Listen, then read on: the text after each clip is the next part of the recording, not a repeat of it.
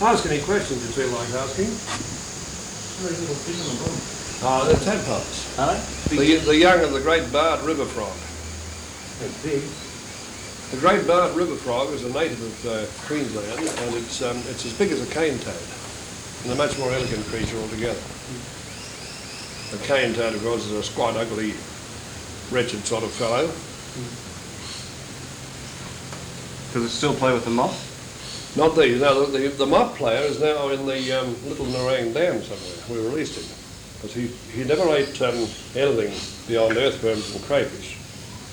In other words, he wouldn't eat this steamed egg business, which helps platypus out through hard winter times. Both of those fellas are molting. You can see, I think, the nice shiny new fur that's appearing there. Funny thing about the platypus, well, no, not so funny really, they are back to front animals, but they molt from the tail forward. The last bit to get a new coat is the head. Because in the old days they shot them for their skins, and I presume they shot them round about what, March, April, May, June. Those would be the months when the skins would be at their best. And don't forget they needed between 80 and 90 skins for a single rug. Yes, most of those little fellas on the floor there are freshwater crayfish. Where do you get them from? Or mostly clay holes in the bush gullies. Are they related to any other animals? Yes, the platypus is one of the egg-laying mammals or monotremes, of which there are only 3 in the world, all confined to the Australasian region. The other 2 are echidnas, so-called, or spiny anteaters. Although the one in New Guinea is not an anteater. It has a long curved beak, it's quite a large animal, and it lives on earthworms. Its beak answers the same purpose as the bill of the kiwi. They probe into the soft soil of the rainforest. You see the interesting part there, the platypus, it's swimming blind and deaf, as always, underwater, and yet it misses very little. That beak is so sensitive, it's able to pick up the vibrations of small moving creatures, particularly food items, and they track them down, no trouble at all. Got their own sonar or radar system, or something very like it. How often do they have to breathe? Oh, they've got to come up at least every 5 minutes. But usually it's every 10, 15 or 20 seconds. But they can stay down 5 minutes. That big fellow was found in Brisbane walking down one of the main streets at 3 o'clock one morning, over 10 years ago now. What he was doing there no one's ever discovered, but presumably he fell out of a utility truck. Possibly someone had him in a bag or a box, and he found his way out and tumbled out to Brisbane. The female platypus, the small one, was caught by 2 small girls in a fish trap in the North Pine River. They came boiling down here, driven by their father, and they thought it was worth at least $1,000. How long can they stay out of water for? Well, a mother platypus incubating eggs can stay out for 10 or 11 days. See, these are furred animals that live in the river banks and go into the water to hunt their food. The platypus is by no means a fish or a reptile or anything like that. The male, of course, is the only venomous furred animal known, apart from a tiny shrew in North America. You can see the waterproof nature of the fur there when they come to the top of the water, so it rolls off, doesn't it? It's a magnificent, pretty pelt when the animal is, in the dry state, in a newly donned summer coat, the new coat. They start molting about November, and they're in the new coat by March. If you look along the top of the water there now, I think you'll see thousands of little hairs from the shed of the last 20 minutes or so. They're very difficult, temperamental sort of creatures. Some will not accept captivity at all. You can see that the top of this place is covered over to do away with the sunlight. They don't require sunlight at all. Do they have access to this water at night? Yes, they have access to the water here all the time except for this little show period that you're observing now. So these plugs are in the entrance to the tunnels. And at the moment, that's to stop the male going in there while we're showing it. See, the nest is further back there with 1 or 2 young ones in it. And if he got into those burrows, he could wreck the burrows and spoil the nesting event altogether. So as soon as he's been seen by everyone, we bung him back over the top of the wall into the next pool. He's quite used to it. He put a landing net under him and just lift him over. Yeah. They swim entirely with their front feet. You can see that, I think, very plainly. How long have you had them here? We've had these two for about 10.5 years or more. I keep forgetting the time's marching on. How long do they live for? Well, apparently about 20 years, which is a long time for a small mammal. And dogs are, well, more or less at the end of their lives when they're 14 or 15, or even at, a shorter period than that. I'll put some food in, because although the crayfish are there, there's no mud at the moment. And a platypus must have mud, or else he won't play ball at all. What, for his digestive system? Yes, partly that, and partly because his beak is designed for sieving through the mud. Pity about the clear water, isn't it? What, will you have to clean that out now, will you? Tomorrow morning. Yes, the female will feed in here all night long. There's more food to go in yet. How much earth would you put in with earthworms? Oh, I suppose about 2 buckets. 2 buckets full for this pool and 2 buckets in the far pool. At least 4, sometimes 5. We have to find every day 1,400 earthworms, 50 freshwater crayfish, a steamed egg preparation, about 30 or 40 tadpoles, and there's quite a number of meal grubs. Not much, is it? No. But you try finding it, especially in dry weather. That's when you have some real exercise. Ask any questions you feel like asking. As long as you don't ask them anything, they're fellas a few words. They have a voice which is a shrill growl, but used only apparently as a protest. If you dig one out of a burrow or move him from a burrow, these artificial burrows here, well, you get this shrill, sharp growl. Quite startling. You're inclined to drop the animal, even though you've heard it many times before. And whereabouts, Jack, are they measuring? The eastern fringe of Australia. See, it's marked on the map behind you. See, from Cooktown right round the eastern fringe. Yeah. The region of the permanent freshwater streams. See, most of Australia is a dry, dusty old area that wouldn't support a platypus for 5 minutes in normal times. I think that sometimes they go down the western rivers there, particularly say last summer, this time last year when there was heavy flooding all over the interior. But they wouldn't last long. They might live for some months, you see, and have a wonderful time on what was there in the way of crayfish and other food. But then they would finish, they'd die. And can they live out of water for long?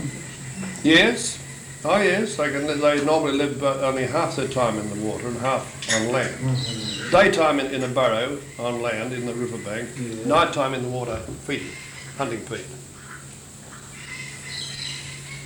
Busy little bees, as you can see, racing the whole time.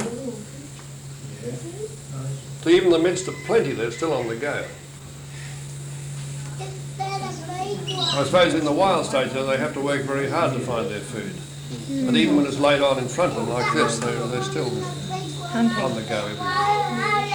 They have a number of natural enemies. Dingoes, foxes, birds of prey, goannas, the old carpet snake's one of the problems. That's why we have this cover on top here. Carpet snakes often try to get in here at night. We've captured a large number here on this. Because the platypus has a scent, an odour of its own, and the carpet snake knows where the animal is.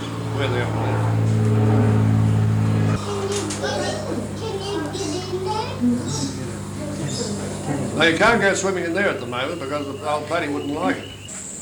The webbing on the front feet folds back, of course, when they leave the water, and they're able to use their claws for walking and for digging. You can't pick them up while they're wet, can you? Oh, I don't try. Bit risky. You could, but you frighten the life out of them. So they're used to a very regular routine. a definite method of handling. And if you vary that, well, you wouldn't improve matters in any way. Have you ever bred any here? We bred them years ago in Victoria. It was back in the mid-40s.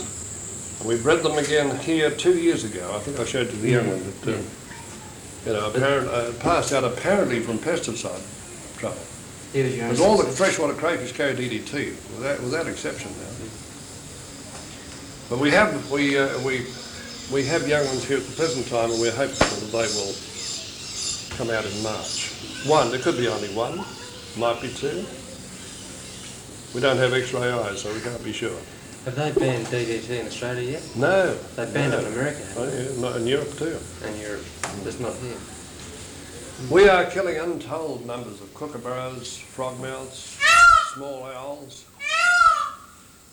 not to mention the tiny birds. And some of the magnificent birds are probably like the peregrine falcon. You see, they're practically finished in the United States.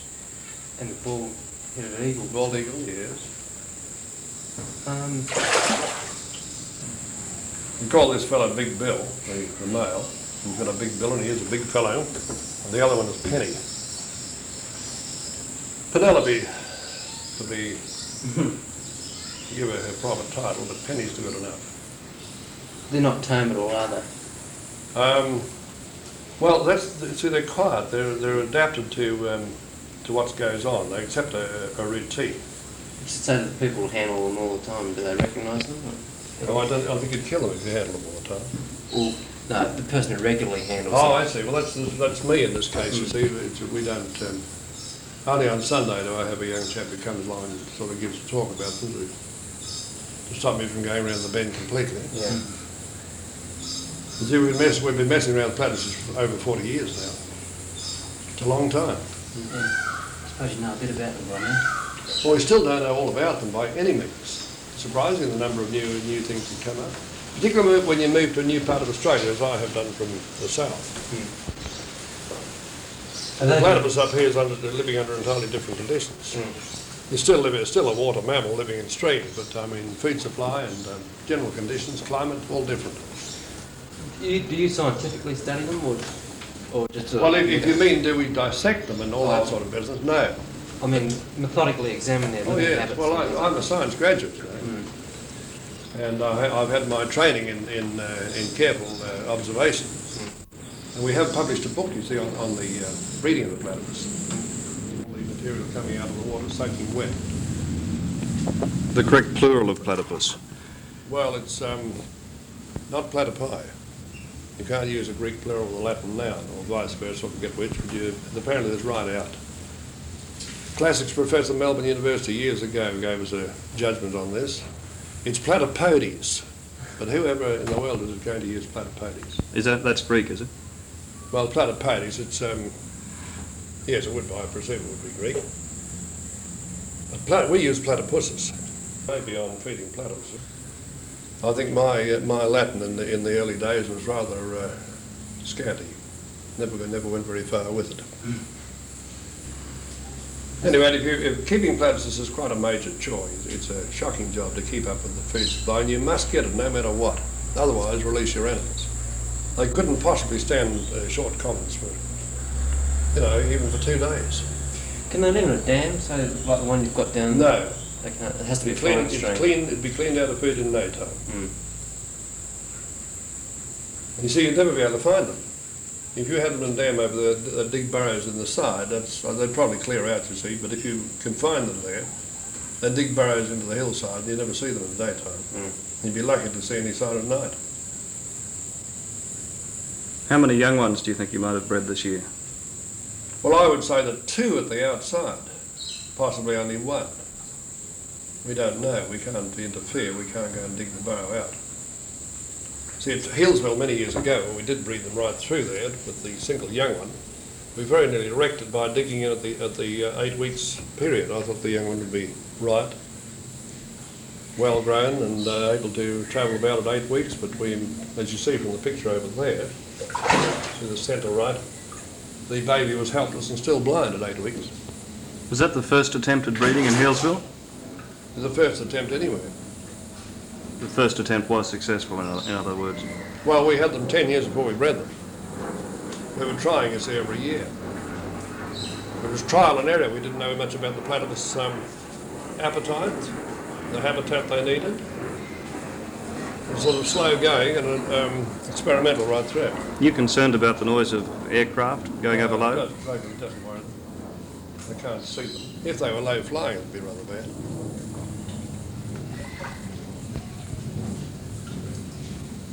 What clue have you got that there's young in there? Evan? What clue have you got that there are young? Oh, observations on the mothers. You see, we've got a complete record of the breeding years ago. It progresses in steps, you see, right through. And the same procedure occurred 2 years ago with the young one I showed you, the pesticide job. And the same thing happened this year, you see. But those are the only years it has happened, 3 times. This is the 3rd time. So the mother follows definite patterns? Oh, yes.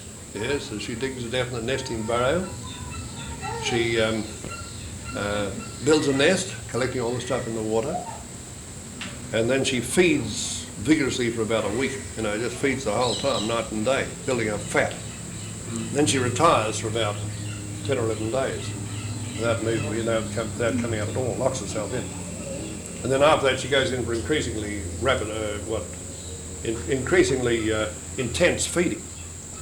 Because she's providing not only for herself but for young ones too. The young ones are suckled for about 4 months.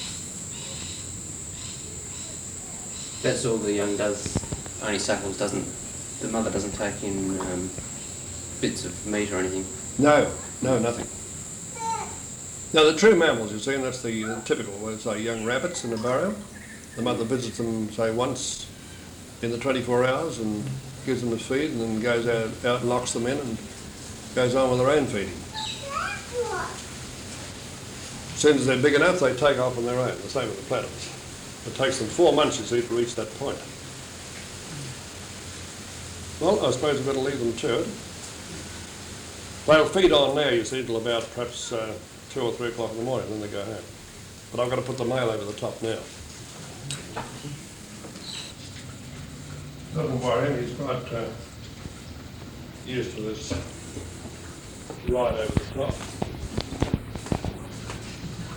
If you want to see me, you've got to go around this side. He's quite visible there. The water's only about, 3 inches deep.